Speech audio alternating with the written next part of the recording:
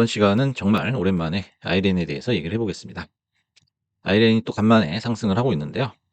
지금 현재 47.35달러 정도 나와 있고요. 일종 최고가는 48.9달러였고요. 지금 현재 3분 봉상 쌍바닥을 그리면서 다시 또 재상승할 준비를 하고 있네요. 지금 시간은 한 4시 반, 4시 40분 정도 됐고요. 네, 하지만 역시 또 마의 50달러 벽을 넘지는 못했습니다. 하지만 이제 유의미한 것은 한 달 만에 처음으로 21선을 터치를 했다는 거죠. 그래서 21선을 처음 이탈한 것이 이날이었죠. 11월 10일이었는데 정확히 한 달 만에 여기를 터치를 하게 됐습니다. 만약 오늘 종가 무역까지 50달러를 넘게 된다면 55달러까지는 현재 매물이 적거든요. 그래서 7월 달 정도를 기준으로 봤을 때 요 중간에 이제 매물이 그렇게 많진 않아요. 그래서 50달러만 넘어주면은 그래도 한 55까지는 쉽게 가지 않겠느냐. 요렇게 예상을 해볼 수가 있겠죠. 하지만 지금 상황으로 봤을 때는 50달러를 훌쩍 넘기는 좀 어려워 보인다라는 거죠. 그리고 이제 내일 금리 인하 발표가 있는데요. 발표 전후에 이제 매물이 좀 출회가 될 수 있죠. 하지만 다시 또 반등할 가능성이 높다라는 거고요. 최고점 대비해 가지고 반토막이 났었죠. 하지만 이후에 쌍바닥을 그리고 21선을 이제 돌파하려는 그런 움직임을 나타내고 있고요. 그다음에 이제 모든 이평선을 뚫고 올라가는 이제 오프쇼 캔들 패턴이 나온 다음에 이제 60달러 정도까지 찍고 잠시 반락하는 그림. 요게 이제 가장 가능성이 높은 예상 가능한 시나리오라고 볼 수 있겠습니다. 아이렌이 하락한 후에도 충분한 기술적 반등을 기대를 할 수 있었어요. 그리고 실제로도 11선을 타고 올라가면서 반등이 나왔었죠. 하지만 이제 그 리사쿡의 발언과 또 이어지는 이제 전환사채 이슈로 인해서 안타깝게도 주가가 많이 또 밀려버렸죠. 하지만 40달러대는 끝까지 지켜주면서 지금 이렇게 47달러까지 겨우 오게 됐는데요. 12월 초에 약 20억 달러 규모의 전환사채 발행 및 보통주 공모 병행을 진행을 했습니다. 그래서 AI 클라우드 전환에 필요한 설비 투자, 그다음에 캡트콜 거래 및 운전 자본 확충 등에 사용할 계획이다라고 밝혔어요. 그래서 여기서 이제 어려운 용어가 나오죠. 캡트콜이라는 것은 전환사채를 발행하는 회사가 주주들의 주식 희석을 방어하기 위해 사용하는 위험 해지 수단이다라는 거죠.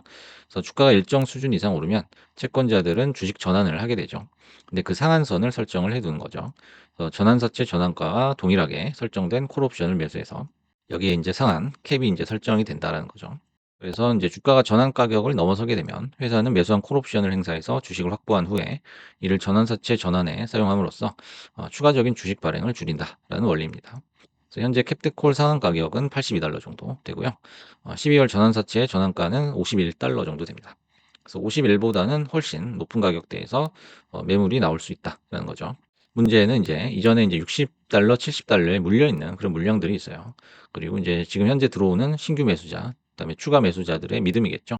그래서 이분들의 믿음이 얼마나 오래 버틸 수 있을 것이냐, 이거에 따라서 향후 주가의 어떤 상승 폭이 정해질 수 있다라고 생각이 듭니다. 그래서 그림을 보시면은 요 밑에 이제 선이 있죠. 그래서 대량 거래가 나왔던 그 선을 그날 이제 양봉이 나왔는지 음봉이 나왔는지 한번 체크를 해봤어요.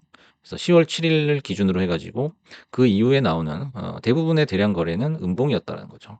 그리고 이 대부분의 음봉 대량 거래들이 주가를 결국에는 추락을 시켰다는 겁니다. 그래서 그 전환이 됐던 그 전환기의 가격이 60달러 언저리다라는 거죠. 그래서 10월 7일 기점으로 해가지고 결국에는 쌍봉을 찍고 하락을 하는 그런 모습을 보여줬습니다.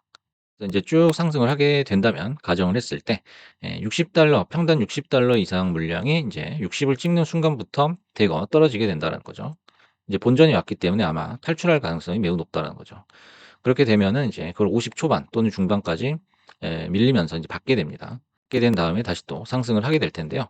이 과정 속에서 이 50 또는 50 초반을 지지를 하게 된다면은 여기서는 인제 손절을 해서는 안 되는 지점이다라는 거예요. 만약 여기서 인제 사셨다고 하더라도 여기까지 내려왔을 때 여기를 지지를 해 준다면은 여기는 사실상 저점이 될 가능성이 높거든요. 그래서 섣불리 손절을 해서는 안 된다라는 거죠.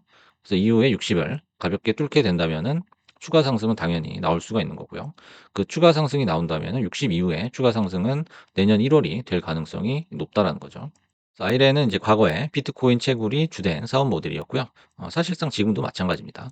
매출의 대부분이 채굴된 비트코인을 법정 통화로 교환해서 발생하는 수익이었죠. 그래서 이제 비트코인이 상승하면 아이렌도 상승한다. 그런 논리였어요. 근데 이제 최근에 10배거 가까이 이제 상승을 하게 됐는데 그것은 AI 클라우드 전환에 힘입은 바가 컸어요. 코인 가격의 상승도 있지만 AI 클라우드 전환 이 요소가 굉장히 컸죠. 하지만 클라우드가 지금 잠시 식었거든요. 그리고 비트도 잠깐 폭락을 했었죠.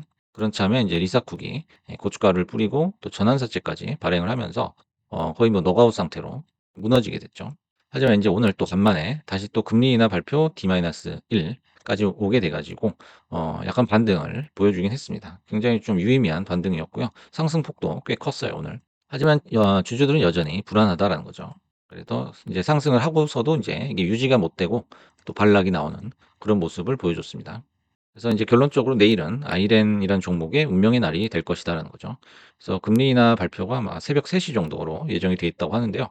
발표 전후에서 인제 심하게 요동을 칠 수도 있다라는 것을 알고 있어야겠고요. 그 상승한 그 가격이 종가까지 유지가 되는지 그걸 유심히 관찰할 필요가 있겠다라는 겁니다. 그래서 그 과정 속에서 만약에 하방 경직성이 보인다면은 좋은 매수 기회가 될 것이다라는 거죠. 그래서 만약 발표 후에 반등이 나오고 가격을 유지를 해 준다면 어떤 악재라든지 뉴스 그리고 잠재적인 시장 불안 이런 요소들이 당분간은 해소가 된다라고 말할 수가 있겠죠. 그러면은 인제 어느 정도 저점을 다지고 한두 달 정도는 쭉 또 우리가 기대했던 상승이 나오지 않을까 요렇게 한번 기대를 해 보겠습니다.